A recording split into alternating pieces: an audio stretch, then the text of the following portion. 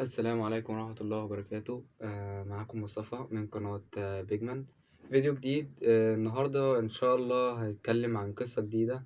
بس قبل ما نخش في القصة أنا عارف إن بقالي فترة ما بعملش فيديوهات وكده، بس ده يعني عشان كذا يعني إيه كذا مشكلة، تراكم بقى شغل ودراسة وكده، فيدعولي أنتظم يعني في المواعيد. فإن شاء الله بعد كده الأمور هتتظبط معايا وبس. يلا بينا نخش على الفيديو. النهاردة هنتكلم عن شخصية معظمكم عارفها، بابلو اسكوبار.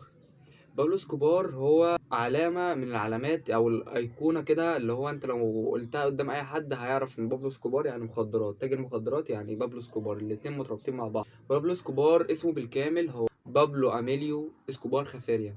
اتولد 1 ديسمبر سنة 1949. اتولد في كولومبيا، واللي ما يعرفش كولومبيا دي اللي هي دي.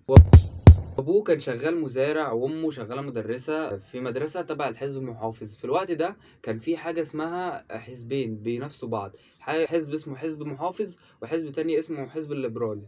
الحزب المحافظ ده يعتبر زي الناس المتشددين كده، ما عندهم زي ضوابط وقواعد ودين معين بينصهم ان هم ما يعملوش الجرائم دي. وحزب الليبرالي ده اللي عكسه تماما، متطرفين، حاجه زي متطرفه يعني زي حزب يساري. المهم ان الكلام ده هيفيدنا بعدين في الحكايه. يعني بابلو نشأ وترعرع زي ما بيقولوا كده بين 5 اخوات، كان هو ثالثهم، يعني هم كلهم على بعض 6 وهو كان التالت بتاعهم. كانت حالتهم الماديه صعبه وتحت خط الفقر. ومن الحاجات اللي قالها بابلو سكوبار انه هو صغير وهو في عمر ال5 سنين كده، امه كانت بتشتكي من الحاله الماديه، مش قادره تاكل عيالها، والمشاكل اللي كانت بتحصل مع والده ووالدته بسبب المصاريف في الاكل وكده يعني. فقال لها اوعدك ابقى اغنى اغنياء العالم. انت متخيل يعني واحد عنده 5 سنين، طفل فاهم، انت لسه المفروض تتعلم الكلام، عقليته ان هو يبقى اغنى اغنياء العالم لما يكبر، فده ما بالك بقى لما يكبر هيعمل ايه. بابلو يمكن ناس كتير واخدين فكره ان هو مش متعلم، بس الحقيقه عكس كده خالص. هو متعلم، وقضى 2 من عمره يدرس قانون جنائي في جامعة، وكان حلمه ان هو يفتح مكتب محاماة. بس شوف بقى الأقدار، يعني هو كان حلمه يفتح مكتب محاماة وبقى تاجر مخدرات. عامل زي هتلر كده، كان نفسه يخش كلية فنون جميلة وفي الآخر بقى ايه، بقى نازي. فسبحان الله، هو كده اللي ما بيعرفش يحقق أحلامه مادام فيه عقلية بيدمر الدنيا. بس ده مصيره في الآخر هتعرفه. وكان بجانب دراسته دي كان بيتكلم 8 لغات. ومن الجرائم اللي عملها قتل 200 قاضي و1000 ضابط و3500 مدني، ودول اللي كانوا واقفين في طريقه في سبيل ان هو كان يحقق جنان. ودي كانت نبذة عنه في حياته كإنسان. نتكلم بقى عن بداية حياته خالص لما كان في الثانوية. ليه ابن عمه، هما الاتنين مشتركين في ان هما يزوروا تذاكر اليا نصيب. تذاكر اليا نصيب دي لو يعني لو في بعض منكم ما يعرفها، وبيزوروا الشهادات الدراسية، اللي هو نصابين يعني، فاهم. غريب انه كان عنده طموح بشكل جنوني، يعني كان عنده طموح ان هو يوصل لحاجة معينة بشكل متخلف، لدرجة ان هو وصل ان هو عايز يبقى رئيس لكولومبيا. وده اللي خلاه يدرس اقتصاد وعلوم سياسية في جامعة ميدلين لمدة 2 سنين، الدراسة اللي احنا اتكلمنا عنها بدري. بس للأسف الحلو ما بيكملش. بعد 2 دراسة حالته المادية بقت أسوأ هو وعيلته، فقرر يسيب التعليم. وفي الفترة دي كان بيخبط في أي شغلانة يقابلها، اللي هو أي حاجة يقابلها كان بيشتغلها في سبيل إن هو يعيش ويعيش أهله معاه. وفي يوم هجم الحزب الليبرالي على المدرسة اللي والدته كانت شغالة فيها، وقتلوا كل الناس اللي كانت في المدرسة وقتلوا أمه. وفي الوقت ده الحكومات الكولومبية جت وأنقذت بابلو اسكوبار. واللي هو ما يعرفوش اللي هم أنقذوه ده هيبقى أكبر عدو ليهم بعدين، وهيقتل فيهم واحد ورا التاني. وبعد إنقاذه بفترة قرر هو وصاحبه إن هم يشتغلوا في إن هم يسرقوا شواهد القبور. إيه هي شواهد القبور دي؟ بتبقى اللوحة أو الرخامة اللي موجودة على القبر من الذهب أو من الرخام، تبقى مكتوب عليها بيانات ومعلومات عن الميت، سواء اسمه او تاريخ ميلاده وتاريخ وفاته وعمره، ويرممها او يصلحها يبيعها تاني. والذهب منها كان بيسيحه وكان بيبيعه على هيئه ذهب. بس الشغلانه دي ريحت وبقتش تجيب له القرشين الحلوين اللي كان واخد عليهم، فقرر يطور من نفسه. فبدا بدل ما يسرق شواهد قبور، بدا يتطور شويه في الوظيفه اللي هو فيها، بقى يسرق عربيات.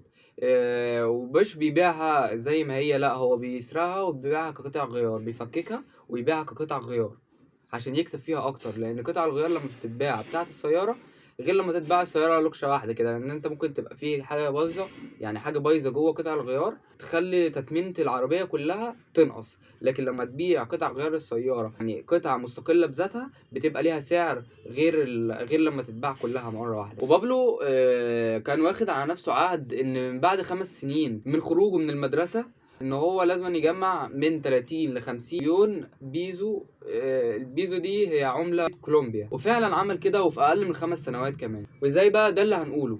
بابلو غير مجاله من نصب وسرقة شواهد وسرقة عربيات لخطف وتهديد وقتل. هو كان بيخطف شخص ويطلب فيه فدية، ولو أهله رجعوا الفدية يرجع لهم المخطوف ده. بس ما كانش دايما بيرجع المخطوف، يعني كان بيجي مزاجه كده يضرب، اللي هو انا خلاص انا عايز اقتله، فكان ياخد الفدية ويقتله برضه. ليه بقى؟ لان هو كان عايز يثبت او يزرع الرعب في الناس او المجتمع اللي كان حواليه او في كولومبيا عامه، عشان يثبت لهم ان هو مصدر رعب بالنسبه لهم، اللي هو لا تدوني فلوسكم واحميكوا، لا ربنا معاكوا بقى، فاهم؟ وبعد عمليات خطف كتيرة وكان بابلو اسكوبار اتعرف وزاد صيته بين الناس، وجاله رجل أعمال اسمه بريتو. قال له شايفك عامل نوش الفترة دي ومتصيط هنا وهنا، وبابلو اسكوبار راح وبابلو اسكوبار جه. انت عاجبني بصراحة وعايزة تشتغل معايا. وفعلا بابلو اسكوبار اشتغل معاه. بس رجل أعمال بريتو ده كان من أكبر مهربين المخدرات في كولومبيا، وكان وقتها بابلو كان عنده 20 سنة، اللي هو في بداية خطواته، اللي هو صباح الفل يعني. ده أقل واجب عندنا انت لسه مخلصتش دراستك اصلا، انت فاهم؟ وكان بابلو بيهرب لامريكا لولاية بنما بنفسه، يعني هو كان بيروح يهرب ويوزع بنفسه، وكان بيوزع على المهربين اللي موجودين هناك. لما بدأ يتعرف طريقته حب يغير الطريقة دي، وقرر ان هو كفرات الطياره، اللي هو هيكل الطياره، كان بيحشي الكوكايين جوه كفرات الطياره، بحيث ان الكفر ده او الطياره ذات نفسها هي اخر حاجه ممكن تتفتش اصلا، لان من رابع المستلزمات طياره زي كده تعدي على تفتيش، لان ما مش هيجي في بال حد ان كفر طياره او طياره تتملي من جوه كوكايين. فعبقرية سكوبار وتفكيره وجمعه لحل الطريقة دي خلت الطريقة دي فعلا تنجح. طيارة تروح وطيارة تيجي وصفقة تتم، وبابلو يزداد غنى يوم بعد يوم، لحد ما في 1976 قبضوا على بابلو ورجالته في أحد المطارات ومعاهم 18 كيلو من الكوكايين. ولما اتقبض على بابلو قرر يرشيهم، وللأسف ما قبلوش الرشوة. فبابلو استخدم سياسته التانية اللي هي خلاص انا اتخنقت، فاهم؟ فقال لرجالته خلصوا عليهم، وفعلا رجالته قتلوا المحققين والضباط. كان الناس اللي شهدوا وجوده او تواجده في المطار في الوقت ده، واخد الملفات معاه. وبكده الحكومه اسقطت التهمه عنه، لان هو مفيش لا دليل ولا شاهد. ومن الوقت ده بابلو اتخذها قاعده، لا اما الفضه لا اما الرصاص، اللي هو لا اما هتترشي وتقبل الرشوه، ما قبلتش الرصاص يا باشا خلص عليك، خلاص مفيش تفاهم. بابلو قرر يوسع نطاق شغله ويتوسع شويتين تلاتة، فقرر يعمل مؤسسة سماها كارتيل مدلين. المؤسسة دي كانت بتشتغل في الخطف وغسل الأموال والسرقة وأي حاجة وسخة بقى تخطر على بالك، أنت فاهم؟ أسست المؤسسة دي في أواخر السبعينات في مدينة مدلين، وكان معاه 6 من أكبر تجار المخدرات في كولومبيا. وطريقته الجديدة في المؤسسة دي بعد ما خلاص كفرات الطيارات اتفقست من ساعة ما اتقبض عليه، إنه اشترى طيارات خاصة بيعبيها كوكايين، خليها تطير لامريكا وتهبط في امريكا. سلم الكوكايين ده الغواصات ملكه برضو. الغواصات دي كان شاريها من الاتحاد السوفيتي. الغواصه الواحده بتشيل اكتر من طن كوكايين. الغواصه دي بتاخد البضاعه بتوزعها على الدنيا كلها. وبعد فتره بابلو ما اكتفاش بكده وقرر يوسع نطاقه مره كمان، وقرر يشتري جزيره قريبه من امريكا بحيث تكون مركز او مقر. وفعلا لقى ان انسب جزيره للموضوع ده هي جزيره نورمان كاي، واحده من جزر البهاما. وفعلا نقل كل حاجته هناك وبدا الشغل من هنا. وفعلا تجارته في المخدرات بدات تزيد بمعدل كبير جدا، لدرجه ان كان بيورد لامريكا بس 80 طن من الكوكايين يوميا. وفي الوقت ده بابلو كان مسيطر على 80% من السوق من تجارة الكوكايين. بس كان في حاجة ساخرة جدا، ان هو كان برغم غناه وثرواته دي وان هو كان انسان ناجح جدا، بغض النظر ان هو كان ناجح بالسلب، بس عقلية وتفكير فهو انسان ناجح، انه كان بيخسر 2 مليون دولار. ليه كان بيخسر 2 مليون دولار؟ كان بيخزن فلوسه اللي بيكسبها بيخزنها في المخازن دي كاشات، فبتيجي الفيران مع اهمال التنظيف وكده، لان كان صعب جدا ان حد يوصل للمخازن دي اللي هو، فكان صعب ان المنطقه دي تتنظف بشكل دوري. فالمخازن دي كان بتيجي الفيران وتاكل جزء من المال ده، قدر سنويا ب 2 مليون دولار، يعني فيران بس بتاكل 2 مليون دولار في السنه. وسبحان الله هو كده، المال الحرام ما بيدومش ابدا، يعني دي يمكن اكبر موعظه تاخدها يعني. المهم نرجع لمرجوعنا. في الوقت ده كانت مجلة فويس مسجلاه من أغنى أغنياء العالم في 7 سنين ورا بعض بثروة تعادل أكتر من 30 مليار دولار، اللي هي في وقتنا الحالي 90 مليار دولار، واللي هي بالجنيه المصري لو حبينا نحسبها هتبقى 5 تريليون و850 مليار جنيه. اللي هو لو انت مش مستوعب بس الرقم اللي انا قلته اللي هو ده اللي هو بين ايد، وان شاء الله ثروتها تكسب. بابلو اسكوبار في الوقت ده كان نسبة سيطرته كانت كبيرة جدا لدرجة ان هو قتل 3 مرشحين لرئاسة كولومبيا، وقتل وزير العدل والنائب العام الكولومبي و200 قاضي و1000 ضابط وعدد كبير من المدنيين. بابلو اسكوبار رشح نفسه في البرلمان الكولومبي وبالرشوات فعلا بقى من البرلمان الكولومبي، وكده بقى معاه حصانه دبلوماسيه. هو انت خلاص انت بقيت محمي، مبقاش انت مش هتتسأل انت بتبيع ايه بتعمل ايه بتودي فين فلوسك دي كانت منين. وبعد كده اشترى قصر كبير في ميامي، هناك اتعرف على جريسيلدا بلانكو الأرملة السوداء، وهي برضو كانت تاجرة كوكايين. وبعد فترة جريسيلدا بلانكو دي القبض عليها واتحبست 20 سنة وطلعت من السجن، بس ما كملتش فتره واتقتلت. وبعد كده بابلو اسكوبار قرر يتجوز، فلقى ان انسب واحده تكون زوجته صاحبه اخته، ففعلا اتجوزها وخلف بنته ميليندا، اللي هو كان اكتر بنت بيحبها في عياله، لدرجه ان هو وعدها ان هو مش هيخلف بعديها تاني، اللي هو ان خلاص انت بنتي الوحيده والاخيره. وكان بيعشق بنته ميليندا دي بطريقه او بشكل متخلف، لدرجه ان في احد الليالي الشتويه في عز البرد والمطره والدنيا ساقعه بنته سقعت، فبدل ما يشغل لها الدفايه ولع لها في 2 مليون دولار. ف 2 مليون دولار دول انا مش عارف محيرانك في ايه بصراحه، يعني شويه ياكلهم فار وشويه تولع فيهم. انا يعني هما لو تقال عليك او مضايقينك كده هاتهم، انا ما ارضلكش انك تتضايق بصراحه يعني. وفي مره برضو من احد المواقف ان بنته ميلاندا دي كانت نفسها في حيوان اسمه اليونيكورن، اللي هو الحصان ابو قرن ده، فاشترى حصان وعين اطباء وعلماء على ان هم علشان يزرعوا له قرن في دماغه وجناحين في ظهره. المفاجاه ان الحصان فعلا عاش، بس بعد كام يوم، والمتوقع ان الحصان مات. وعشان بنته كانت بتحب الحيوانات بشكل عام، فبولو اسكوبار قرر ان هو يجمع كل الحيوانات اللي في الدنيا ويجمعهم في حديقه سماها حديقه اسيندا، اللي هي حاليا الحكومه استولت عليها وبقت منتجع وطني. ومن الحاجات الايكونيك اللي حصلت لسكوبار ان الحكومه الامريكيه اتفقت مع الحكومه الكولومبيه ان هم يقبضوا على سكوبار.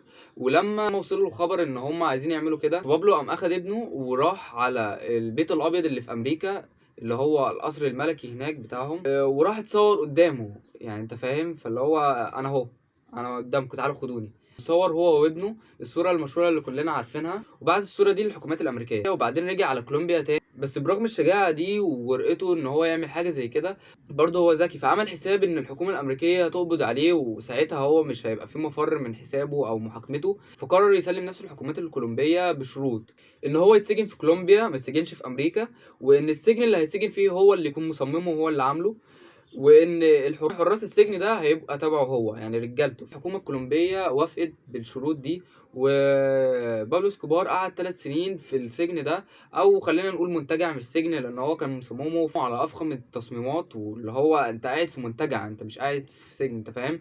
وفي الوقت اللي هو كان مسجون فيه كان بيمارس شغله والدنيا زي الفل، اللي هو انت بتراقب بس شغلك ماشي بره ازاي، الصفقات بتتم ازاي، التهريبات ماشيه ولا لا. فهو كان 3 سنين بالظبط كأنه في بيته وأحسن من بيته كمان. بس الحكومة الكولومبية لما اكتشفت الموضوع ده ان هو قاعد في السجن وبيتحكم في كل حاجة بره وشغال زي ما هو، قررت ان هي ترجعه سجن تاني تبعهم هم عادي، سجن طبيعي تبع الحكومة. ولما هو شم خبر بالموضوع ده قرر يهرب، بس الحكومة قبضت على عشيرته الإعلامية اللي كانت قاعدة معاه خلال ال3 سنين في سجنه ده. وفعلا عشيرته دي قرت بكل حاجة من أول قلم، مع اللي هو ما فيش أي مقاومة، قرت بكل حاجة تخص بابلو اسكوبار وأماكن تواجده وكل الأسرار اللي كان بيقولها لها. وقالت للحكومات ان نقطة ضعفه اللي هي عيلته، لان سكوبار كان بيحب عيلته سواء زوجته او عياله بشكل اخص ميليندا بنته بشكل جنوني، فلو قبضوا على عيلته ساعتها هم هيعرفوا يجيبوا سكوبار.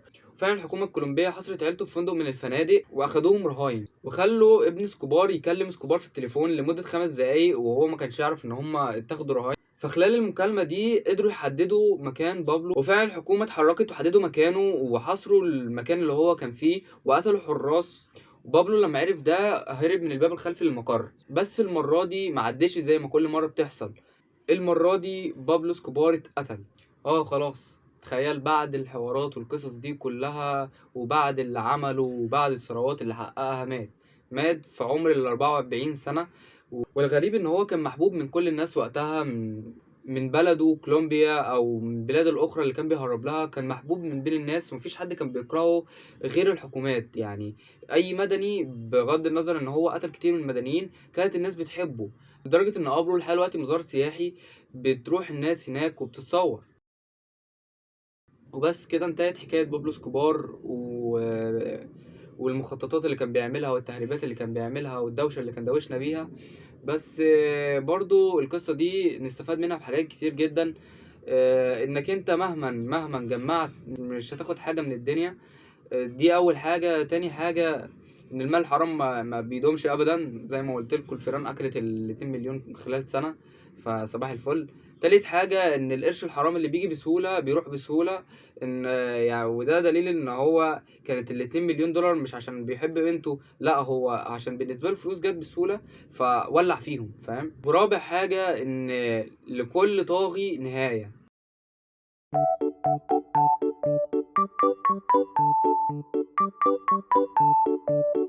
ما تنسوش اللايك والشير والاشتراك.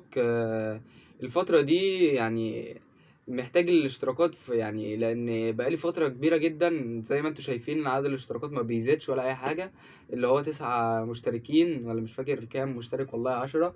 بس كلهم عامة حبايبي والله، وكفاية ان هم يعني ناس محترمة، ويمكن التسعة دول هم اللي بيعلقولي اصلا، وان هم اللي بيشوفوا الفيديو مرة واتنين وتلاتة انا عارف. وبس بشوف فيديوهات اليوتيوبر بلاقي الفيديو معدي 500 ألف، اللي هو يعني أنا في يوم من الأيام هبقى يعني 500 ألف هيشوفوني، نص مليون ممكن يشوفوني، فاهم. الله أعلم بقى ايه الدنيا وربنا كاتب لنا ايه. بس عموما وصلنا أو ما وصلناش، أنا حابب الحاجة دي، فإن شاء الله يعني أحاول أتطور فيها وأحسن من نفسي فيها، وأتمنى أكونش ضيعت وقتكم في حاجة. وبس ما تنسوش اللايك والشير والاشتراك، وفي رعاية الله.